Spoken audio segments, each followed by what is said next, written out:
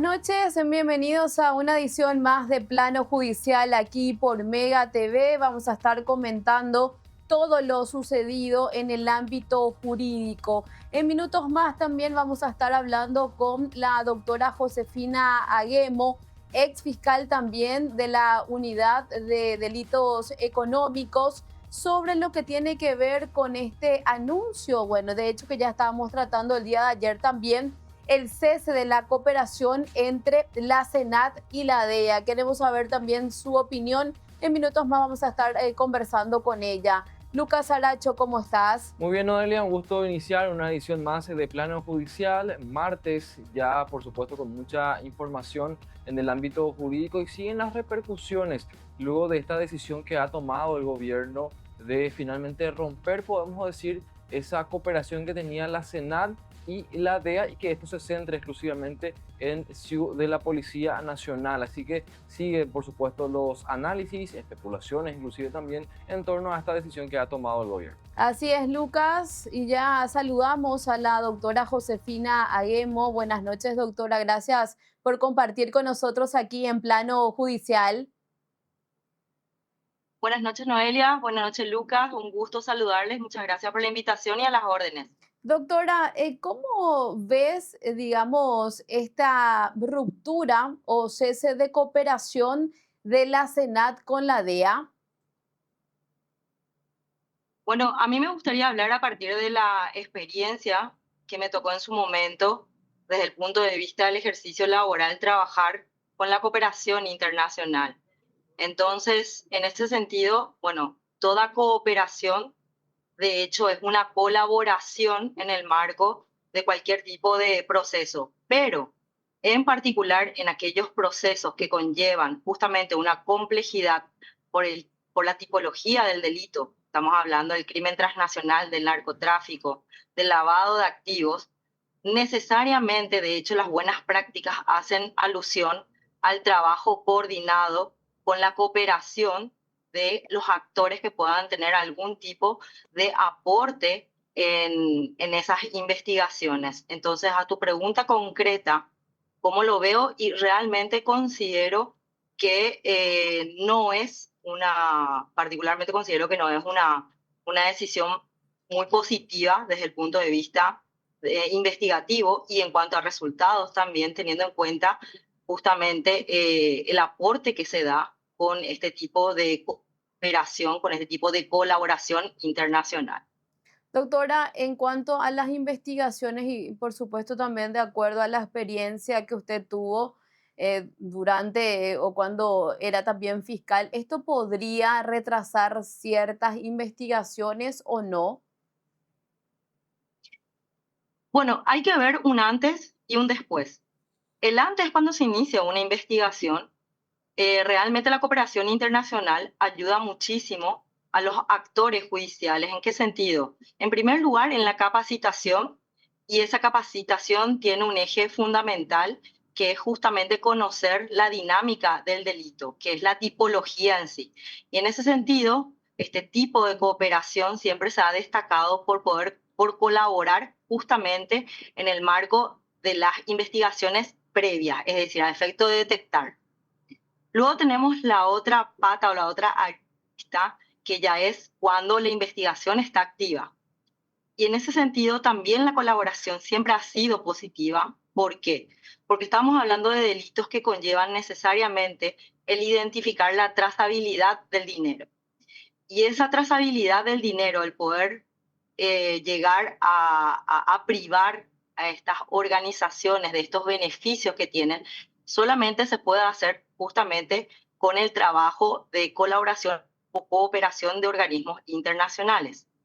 Entonces, son dos aristas que hay que ver. En las investigaciones sí va a generar y va a tener un impacto, porque también esta cooperación, así como dije, no es antes y durante, sino que también después tienen una participación activa. Y esa participación activa inclusive se da con las herramientas tecnológicas que aportan para poder apoyar a las investigaciones, como también así con personal que tiene la capacitación, que tiene la formación para coayudar en las investigaciones. lo cual no significa que exista una intromisión, sino una colaboración, una coayudación, ¿verdad? Propiamente en ese sentido. Entonces, a partir de la experiencia, lo digo nuevamente, yo creo que sí, efectivamente va a tener un impacto. No sé si positivo o negativo, el tiempo lo va a decir, pero por lo menos de los resultados hasta los que tenemos hoy día y que, bueno, son de público conocimiento, efectivamente esos fueron siempre de índole positivo, nunca de índole negativo. Entonces, impacto va a haber, eso es un hecho. Doctora, hoy también se dio a conocer la nota que fue remitida desde la Senat a lo que sería la representación de la DEA en Paraguay, y ellos hablan de fortalecer, optimizar la redistribución de lo que son los funcionarios en el área operativa, o sea, fortalecer lo que es el área operativa de la lucha contra el narcotráfico, y esto podemos unirlo inclusive con lo que decían el sábado en la conferencia de prensa de las autoridades, de que en realidad se va a trabajar ahora con SIU, pero de la Policía Nacional. Pero ¿no sería un poco más lógico, por decirlo de una forma, que se concentre el trabajo en SIU o lo que tiene que ver con lo que es la institución propia encargada de liderar la lucha contra el narcotráfico, que es la Senat? Claro, acá hay una cuestión que es fundamental. Estos programas tienen un enfoque y ese enfoque lógicamente se ajusta o se adecua a las instituciones que también tienen como líneas misionales esa actuación. Y yo acá quiero hacer, a ver, es una apreciación, una cuestión personal. Yo siempre digo que lo que está bien no hay necesidad de cambiarlo, Ujú. ¿verdad? Entonces, bueno, no sé cuáles serían las razones. Entiendo que también hablaron de una reestructuración en la institución, pero hay una cuestión que hay que tener en cuenta. Si los cambios son para bien, no hay ningún inconveniente, pero también hay cambios que retrasan. Y el volver a iniciar la implementación de un programa, el poder generar, acá hay una cuestión muy importante, estos programas se basan en la confianza, porque existe información de orden muy sensible, que es la que se comparte a efecto de poder combatir el crimen organizado. Entonces, volver a generar esos lazos de confianza, volver a generar otra vez espacios de trabajo donde se puedan conformar los puntos de contacto, eso se hace con un tiempo que no es un tiempo breve, es un tiempo realmente que, bueno, se tiene que cultivar, por darle alguna denominación. Y yo considero, es una cuestión, vuelvo a decir, una apreciación personal, que eso podría llevar a un retraso porque justamente tendría que volver a iniciarse todo ese proceso de conformación de personal, establecimiento de puntos de contacto, generar nuevamente esos lazos de comunicación confidencial. Así que, bueno, eso lleva un tiempo y que normalmente no es un tiempo breve.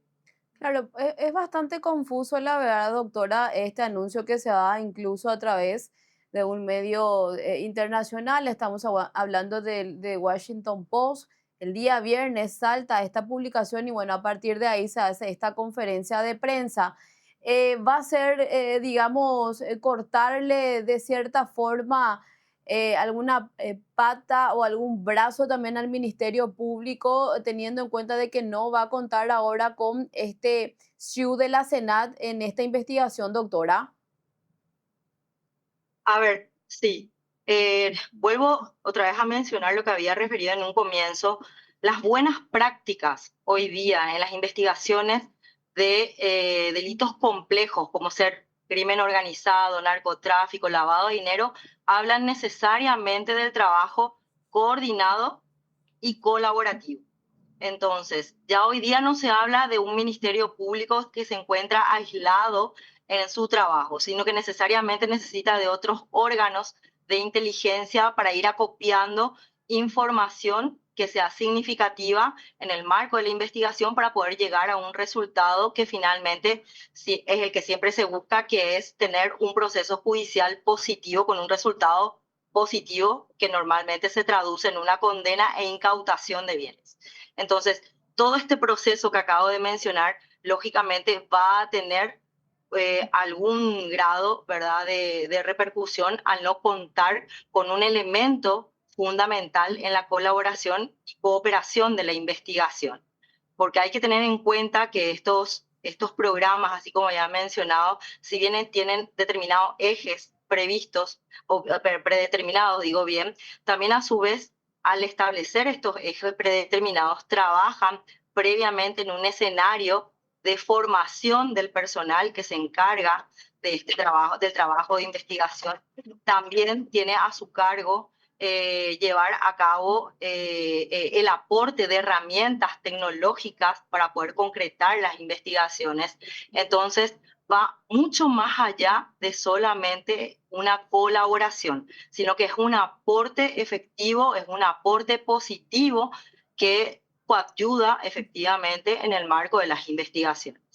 Doctora, ¿y qué se puede hacer entonces ya en estos casos? O sea, la decisión del gobierno ya está, se ha cortado, digamos, esta colaboración con la DEA, pero ¿qué se puede hacer o qué debería hacerse ahora, digamos, para seguir fortaleciendo lo que es el trabajo de la Senat? Porque incluso a nivel presupuestario hablaban de que la DEA daba un apoyo importante financieramente, lógicamente, valga la expresión. Ahora bien, el Estado debería de, digamos, a partir de ahora dar un presupuesto más elevado a la Senat, debería de buscar colaboración en otro lado o cuál, digamos, es el panorama que se debería dar de ahora en más. Vos sabés que, Lucas, yo te diría que esto va mucho más allá de lo que es la colaboración económica. Esto en realidad parte de la base de la experiencia que se tiene, ¿verdad?, en otros escenarios con relación al combate al crimen organizado. Entonces, podemos tener presupuesto, podemos tener herramientas tecnológicas, pero si no tenemos el apoyo o el aporte de profesionales que nos puedan ayudar o colaborar al entender la complejidad de la tipología de este tipo de delitos y a la utilización de las herramientas en forma correcta. Y es tener el presupuesto y es tener el personal, pero no tener la experiencia, no tener la transmisión de la información a efecto de poder utilizarlo correctamente. Entonces, justamente estas colaboraciones, estos programas que colaboran en el ámbito de la persecución a este tipo de flagelos delictivos, tienen por objeto eso, ayudar no solamente desde el punto de vista económico, sino también ayudar a comprender la dinámica del delito para combatirlo en forma efectiva. Ujú. Doctora, el mensaje también para todo lo que tiene que ver con el crimen organizado, crimen transnacional, es como decir, vía libre, acá ya no contamos con el apoyo de la DEA en este caso, o sea, la Senat corta esa cooperación con la DEA, entonces como que hay un mensaje de vía libre para el crimen organizado o cómo se podría tomar esto, doctora. Yo creo que el mensaje no es positivo desde ningún punto de vista. El mensaje no es positivo, ¿por qué? Porque realmente, perdón si soy reiterativa, pero finalmente es una política de buenas prácticas el hecho de decir, yo, país, Paraguay, estoy trabajando en forma coordinada y mancomunada con otros países para poder combatir un tipo de delito que escapa a lo que es la investigación nacional, es decir, trasciende fronteras. Entonces, realmente no creo que sea un mensaje positivo a nivel internacional el hecho de no contar con este tipo de programas que colaboran con delitos que trascienden las fronteras. Entonces, no solamente es a nivel nacional, sino a nivel internacional la repercusión que se puede tener, que, bueno, reitero, a criterio personal, no creo que quede desde un punto de vista positivo. Doctora, también por otro lado, además de cortar, digamos, lo que tiene que ver con la capacitación y demás de funcionarios y la supervisión y el control que pueda tener la DEA dentro de la Senat, además de debilitarse, digamos, a nivel operacional, podemos decir, se puede hablar también de que la Senat ahora podría ser inclusive un blanco un poco más fácil, digamos, para hechos y casos de corrupción dentro de la propia institución. Bueno, hay una cuestión que es genérica y nosotros lo sabemos porque tenemos informes a nivel nacional e internacional donde la corrupción permea en todas las instituciones públicas, ¿verdad? Ese es un problema endémico que nosotros lo tenemos ya hace varios años y que lógicamente es objeto de combate y de trabajo arduo en forma constante. Entonces, el hecho de no contar también con este tipo de programas que nuevamente ayudan a tener este tipo de capacitaciones que forman a profesionales para poder combatir el crimen organizado y también dar estas herramientas e inclusive colaborar, como habías mencionado, en el aspecto económico y genera un escenario más propicio para ese tipo de situaciones. Doctora, el mensaje no es positivo y también le sumaría un tanto peligroso. ¿Qué va a pasar ahora también con tantas investigaciones que ya se llevaron adelante? Recordemos que está, por ejemplo, el caso de A Ultranza PY y otros tantos también, ¿verdad? O sea, es como que muy peligroso lo que está pasando y lo que estamos viendo, doctora. Sí, hoy estaba escuchando justamente algunas declaraciones de jueces y fiscales y que, bueno, tienen una preocupación fundada con relación a investigaciones que ya han culminado, otras que están en curso, y realmente es razonable esa y fundada esa preocupación porque ahora se genera una zona gris, ¿verdad? Esa zona gris está dada por justamente esas investigaciones donde se aportó medios probatorios que fueron el resultado de este tipo de programas, de este tipo de colaboraciones. Bueno, seguramente van a hacer los ajustes jurídicos para poder ver cómo introducir esa información en un proceso judicial. Entonces, sí, a ellos lógicamente les genera una preocupación que no es menor, reitero, sumamente fundada. Gracias, doctora, por compartir con nosotros aquí en plano judicial. Gracias a ustedes por el espacio, muchas gracias Noelia, muchas gracias Lucas y bueno, ya deseándoles, porque estamos a unas pocas semanas, una feliz Navidad, un feliz Año Nuevo y un próspero 2025. Igualmente, doctora, también aquí desde plano judicial, te deseamos lo mejor. Gracias. Muchas gracias. La doctora Josefina Aguemo, ex fiscal también, y bueno, tener un poco su opinión con relación a esta información que, bueno, todavía se viene también comentando, en donde se habla oficialmente ya de la ruptura o cese de cooperación entre la Senat y también la DEA, esto que se confirmaba en una conferencia de prensa el día sábado y todavía se sigue comentando porque existe una preocupación, Lucas. Exactamente, Noelia, y hay que decirlo también, la Senat con apoyo de la DEA no era infalible, tenía sus problemas estructurales, también casos de corrupción que llegaron a saltar, pero obviamente lo positivo y lo mejor, lo ideal siempre es tener más apoyo y no de dejar de tener ese apoyo, que es lo que se está dando en este caso. Entonces, a raíz de eso es que salta un poco también la preocupación de personas que llegaron a integrar el Ministerio Público o las fuerzas inclusive de la Senat y los propios investigadores que actualmente están en el cargo, ya sean jueces o fiscales de fueros especializados. Y ahora habrá que ver qué ruta va a tomar la institución, la Senat puntualmente en esa área sensible de investigación que deja de contar entonces ahora con el apoyo de la DEA por decisión. Y esto es importante reiterarlo del propio gobierno paraguayo. Así es, Lucas. Hacemos una pausa. A la vuelta seguimos informando aquí en plano judicial.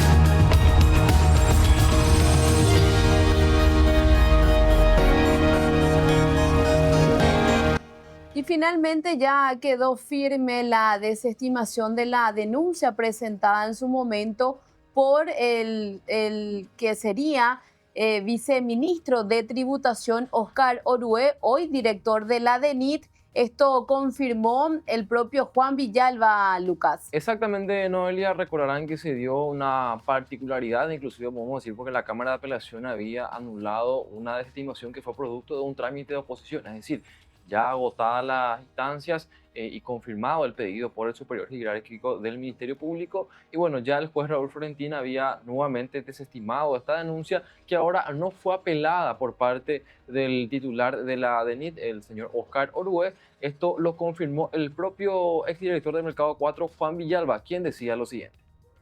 Asimismo, fue notificado ese mismo día en que fue emitida la resolución de desestimación, que fue el 2 de diciembre. Fue notificado ese día. El día de ayer venció el plazo para apelar, por ende, a partir de hoy en la fecha, bueno, esa resolución de desestimación queda firme. Por ende, todo el acto investigativo, la carpeta o el cuaderno de investigación tiene que volver a la fiscalía y bueno, ahí ya ver qué tipo de acciones tomamos, ¿verdad? En contra del denunciante, en este caso el señor Oscar Orue, en cuanto a las consecuencias civiles y penales. ¿Por qué crees que empezó esta causa? Se denunció, doctor, bueno, independientemente de lo que fue tu caso, también se presentó una acusación contra los fiscales de la causa. ¿Por qué considera que se llevó adelante todo esto? Mira, eso solamente te va a poder responder el que lo hizo, ¿verdad? En este caso el señor, pero lo que sí quedó probado y comprobado en derecho en cuanto a todos los actos investigativos que se hizo por más de 1 año y medio, es de que no hubo hecho punible, no hubo delito, por ende no hay reprochabilidad y mucho menos culpabilidad. Entonces, bueno, lo que a mí me queda ahora es ver la posibilidad de analizar una acción penal en contra del denunciante por denuncia falsa, como así también una denuncia en lo civil, ¿verdad? Por daños y perjuicios, tanto contra el denunciante y subsidiariamente contra la DENIT y el Estado paraguayo. ¿Qué se aguarda básicamente para accionar y para presentar todo eso, doctor? Nada, munirme de todos los elementos y todas las pruebas en cuanto a carpeta fiscal, expediente y todos los antecedentes, y bueno, preparar las acciones. Yo tengo un plazo de 2 años para denunciar en lo civil y bueno, y en lo penal sí que bueno, se tendría que contar los plazos para prescripción en todo caso. Ahí está entonces también las declaraciones de Juan Villalba. Otro de los temas también que saltaba esta tarde tiene que ver con el exministro de Educación, Luis Alberto Riar, porque se le otorgó el arresto domiciliario. Estamos viendo en imágenes lo que publicaba también la 780 AM, en donde se dispuso el arresto domiciliario para Luis Alberto Riar.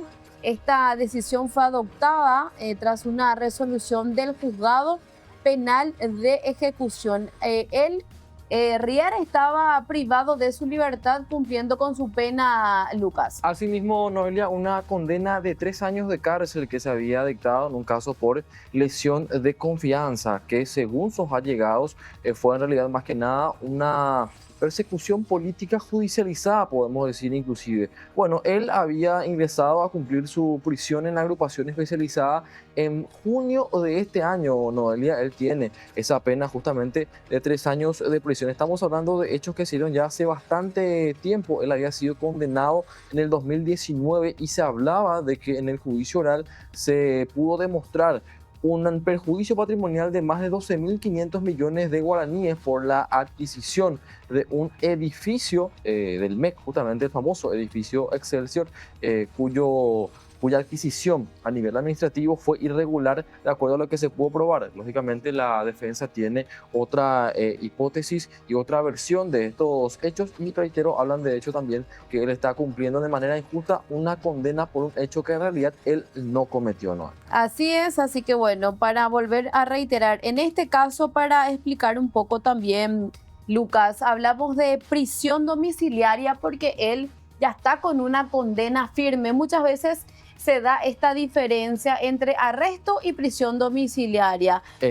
Cuando se da una medida cautelar es arresto domiciliario, pero en este caso ya una condena firme. Entonces, cuando sale de la prisión y va a un juzgado de ejecución, lo que le otorga ya es, y la denominación sería prisión domiciliaria. Asimismo, en este caso se dan los presupuestos, ya Noelia, ya hubo un pedido anterior, de hecho se fundamenta también inclusive en la resolución que el señor Riar está al cuidado de su esposa y de su suegro, que es el padre de su esposa, que requiere un cuidado especial y ambos son prácticamente las únicas personas al cuidado del mismo. Eso es lo que consideró también un poco el magistrado. Estamos hablando del juez de ejecución Carlos Luis Mendoza. Y con esto nos despedimos, nos encontramos nuevamente mañana aquí por Mega TV. Buenas noches, Lucas. Buenas noches, Noelia, será hasta mañana.